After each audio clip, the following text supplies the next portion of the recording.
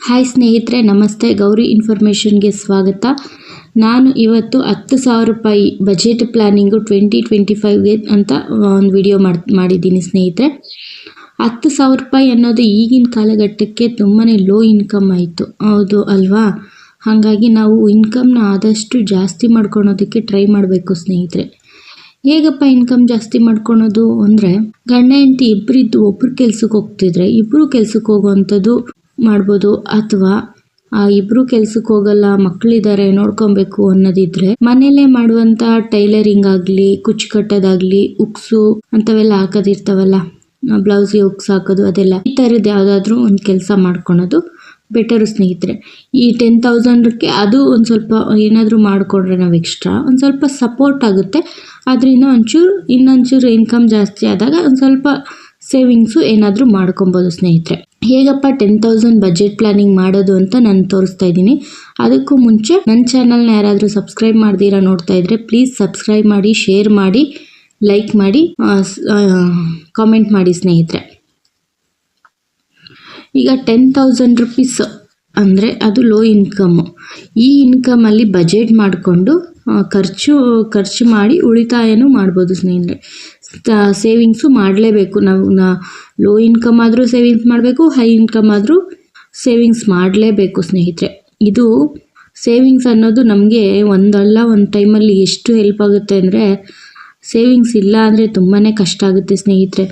ನಾನು ಫಸ್ಟೆಲ್ಲ ಸೇವಿಂಗ್ಸ್ ಮಾಡ್ದಿರಾ ಎಷ್ಟು ಕಷ್ಟ ಅನುಭವಿಸಿದ್ದೀನಿ ಅಂತ ನನಗೂ ಗೊತ್ತು. ಸೊ ಹಂಗಾಗಿ ಸೇವಿಂಗ್ಸ್ ಅನ್ನೋದು ನಮ್ಮ ಕಷ್ಟ ಕಾಲಕ್ಕೆ ತುಂಬಾ ಹೆಲ್ಪ್ ಆಗುತ್ತೆ. ಯಾರು ಹೆಲ್ಪ್ ಮಾಡ್ತಾರೋ ಇಲ್ವೋ, ನಮ್ಮ ಸೇವಿಂಗ್ಸ್ ನಮ್ಗೆ ಹೆಲ್ಪ್ ಆಗುತ್ತೆ ಸ್ನೇಹಿತರೆ, ಹೌದು.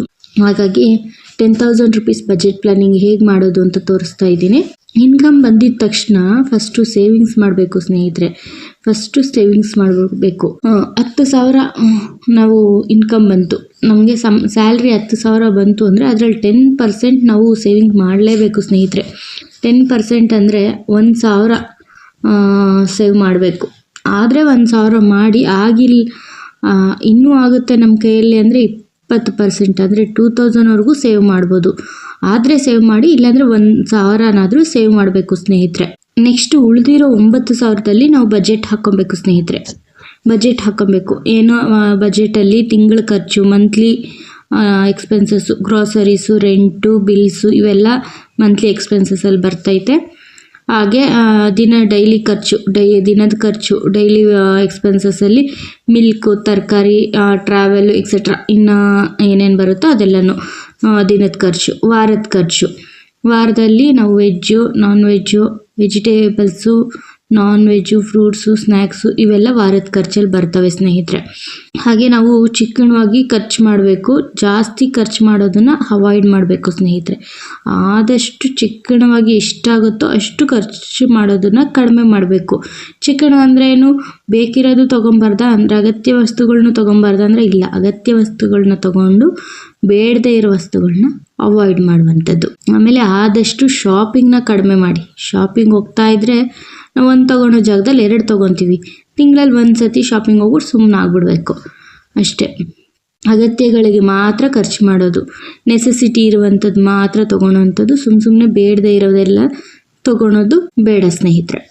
ಈಗ 10,000ದಲ್ಲಿ ಬಜೆಟ್ ಪ್ಲಾನಿಂಗ್ ಹೇಗೆ ಮಾಡೋದು ಅಂದರೆ, ರೆಂಟು ಒಂದು 25 to 30% ರೆಂಟು ಅಂದರೆ 2,500 to 3,000 ರೂಪಾಯಿ ಬೆಸ್ಟು ಅಮೌಂಟ್ ಇದ್ದರೆ ಲೀಸ್ಗೆ ಹಾಕ್ಕೊಂಬಿಡೋದು ಬೆಟರು ಸ್ನೇಹಿತರೆ. ಇದು ಉಳಿಯುತ್ತೆ ಮತ್ತು ಅಮೌಂಟು ಉಳಿಯೋದ್ರಿಂದ ನಿಮಗೆ ಸೇವಿಂಗ್ಸು ಮಾಡ್ಬೋದು ಮತ್ತು ಇನ್ನೊಂದಷ್ಟು ಖರ್ಚಿಗೂ ಹೆಲ್ಪ್ ಆಗುತ್ತೆ ಸ್ನೇಹಿತರೆ.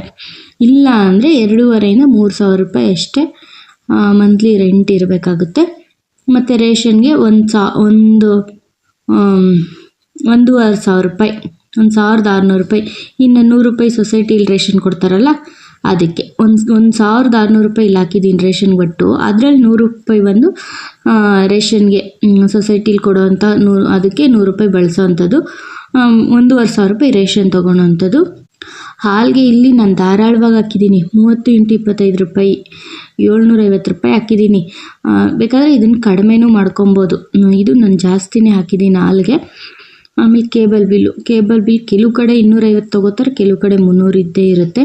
ನೆಕ್ಸ್ಟ್ ಕರೆಂಟ್ ಬಿಲ್ ನಮಗೆ ಇಲ್ಲ, ಹಾಗಾಗಿ water bill 200 rupees. Gas 3 months ಬಂದೇ ಬರುತ್ತೆ ಸ್ನೇಹಿತರೆ. ಹಂಗಾಗಿ 300 ರುಪೀಸು ಪರ್ ಮಂತ್ 300 ಅಂದರೆ 3 ತಿಂಗಳು 900 ರೂಪಾಯಿ ಒಂದು ಸಿಲಿಂಡ್ರ್ ಆಗುತ್ತೆ. ನೆಕ್ಸ್ಟು ಟ್ರಾವೆಲು, ಓಡಾಡೋದು ಖರ್ಚಿರುತ್ತಲ್ಲ, ಆದಷ್ಟು ಬಸ್ ಯೂಸ್ ಮಾಡಿ. ಬಸ್ ಫ್ರೀ ಇರೋದ್ರಿಂದ ಎಲ್ಲೆಲ್ಲಾಗುತ್ತೋ ಅಲ್ಲಿ ಫ್ರೀಯಾಗಿ ಓಡಾಡೋ ಅಂಥದ್ದು ಟ್ರೈ ಮಾಡಿ. ಆಗದೇ ಇರೋಂಥ ಪಕ್ಷದಲ್ಲಿ ಒಂದು 500 ರೂಪಾಯಿ ಹಾಕಿದ್ದೀನಿ. ಇನ್ನು ಆಟೋನೋ ಎಲ್ಲ ಎಮರ್ಜೆನ್ಸಿ ಹೋದಾಗ ಇದು ಬೇಕಾಗುತ್ತಲ್ಲ, 500 ರುಪೀಸ್ ಹಾಕಿದ್ದೀನಿ. ನೆಕ್ಸ್ಟು ಮೊಬೈಲ್ ರೀಚಾರ್ಜ್ ಬಂದು 300 ರುಪೀಸ್. ಮೊಬೈಲ್ ರೀಚಾರ್ಜ್ ಬೇಕಾಗುತ್ತೆ 300 ರೂಪಾಯಿ. ಆಮೇಲೆ ಎಮರ್ಜೆನ್ಸಿ ಕ್ಯಾಶು, ಮೆಡಿಕಲ್ಲು ಏನಾದರೂ ಒಂದು ಎಮರ್ಜೆನ್ಸಿ ಬಂದಾಗ ಒಂದು 500 ರೂಪಾಯಿ ನಮ್ಮ ಕೈಯಲ್ಲಿ ಇರಬೇಕಲ್ವಾ, ಅದಕ್ಕೆ ಒಂದು 500 ರೂಪಾಯಿ ಇಟ್ಟಿದ್ದೀನಿ. ಮತ್ತು ತರಕಾರಿ ಬಂದು 150 ರೂಪಾಯಿ ವಾರಕ್ಕೆ. 150 ಇಂಟು 4 ವಾರಕ್ಕೆ 600 ರೂಪಾಯಿ. 150 ರೂಪಾಯಿ ತರಕಾರಿ ಬರುತ್ತಾ ಅಂತೀರಾ? ಇಲ್ಲ, ತೊಗೋಬೋದು ಸ್ನೇಹಿತರೆ. ಮನ್ಸು ಮಾಡಿದ್ರೆ ಏನು ಬೇಕಾದರೂ ಮಾಡ್ಬೋದು.